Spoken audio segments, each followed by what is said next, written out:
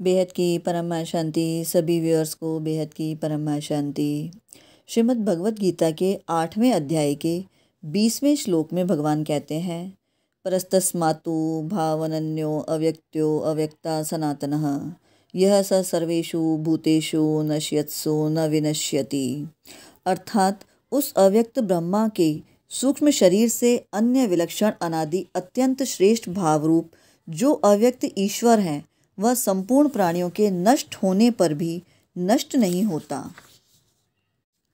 अर्थात परमात्मा का स्वरूप सबसे विलक्षण सबसे श्रेष्ठ है, चाहे वह स्वरूप व्यक्त हो चाहे अव्यक्त हो, वह भाव रूप है। अर्थात किसी भी काल में उसका अभाव न तो हुआ है, ना ही होगा और ना ही हो सकता है, कारण कि वह सनातन है, अर्थात वह सदा से है और सदा ही रहेगा। इसलिए वह पर अर्थात सर्वश्रेष्ठ है, परमात्मा ही सर्वश्रेष्ठ है। इससे श्रेष्ठ कोई हो ही नहीं सकता और होने की कोई संभावना भी नहीं है। अब आगे भगवान उसकी विलक्षणता बताते हैं कि संपूर्ण प्राणियों के नष्ट होने पर भी, अर्थात उन संपूर्ण शरीरों का अभाव होने पर भी उस परमात्म तत्व का कभी अभाव नहीं होता। ऐसा वह परमात्मा का अव्यक्त स्वरूप है। अर्थात कहने का तात्पर्य है कि संसार में कार्य रूप से अनेक तरह के परिवर्तन होने पर भी वह परमात्म तत्व ज्यों का त्यों ही अपरिवर्तनशील रहता है। उसमें कभी भी किंचित मात्र भी किसी भी प्रकार का कोई परिवर्तन नहीं होता। एक अपरिवर्तनशील अर्थात स्थायी तत्व है परा और एक परिवर्तनशील अर्थात अस्थायी तत्व है अपरा। परा में कभी परिवर्तन होता ही नहीं है और अपरा में निरंतर परिवर्तन होता रहता है।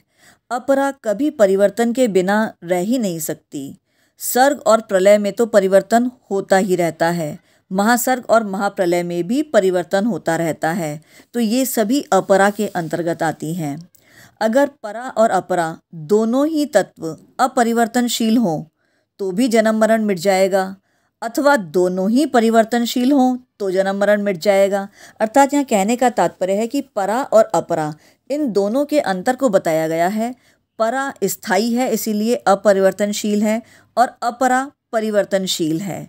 क्योंकि परा और अपरा दोनों ही एक दूसरे के विरुद्ध प्रवृत्ति की हैं, इसीलिए ये जन्म मृत्यु का चक्र चलता ही रहता है। अब आगे बताते हैं कि अगर परा और अपरा दोनों ही अपरिवर्तनशील अर्थात दोनों ही स्थायी हो जाएं तो ये जन्म मरण सदैव के लिए मिट जाएगा, अथवा ये दोनों ही परिवर्तनशील रहें, एक साथ ही परिवर्तित हों तो भी ये जन्म मरण मिट जाएगा। परंतु स्वयं अपरिवर्तनशील होते हुए भी जीव अर्थात जीव परा प्रकृति का है। जीव की जो असली प्रकृति है वो परा है क्योंकि वो अपरिवर्तनशील है, परंतु जीव ने अपरिवर्तनशील होते हुए भी परिवर्तनशील अपरा से अपना संबंध जोड़ लिया है और वो इसी संबंध को सत्य मानता है और बार बार जन्म मृत्यु के चक्र में आता रहता है। इसीलिए जीव जन्म मृत्यु के चक्रव्यूह में फंस गया है। जगत से अपना संबंध जोड़कर वह भी जगत हो गया है।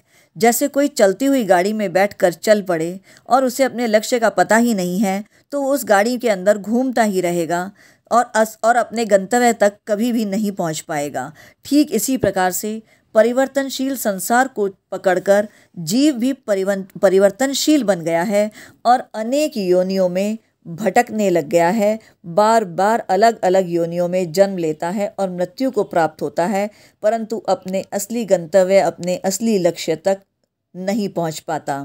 अर्थात परमात्मा को पर अर्थात अत्यंत श्रेष्ठ कहने का तात्पर्य है कि ब्रह्मा जी के सूक्ष्म शरीर से भी श्रेष्ठ मूल प्रकृति कारण शरीर है और मूल प्रकृति से भी श्रेष्ठ परमात्मा है।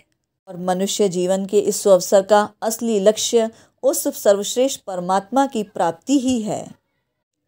तो अपने लक्ष्य को पहचानिए और मनुष्य जीवन के रूप में जो सुअवसर परमात्मा ने दिया है इसका लाभ उठाएं। इसी प्रकार की ज्ञानवर्धक जानकारी के लिए हमारे चैनल पर बने रहें।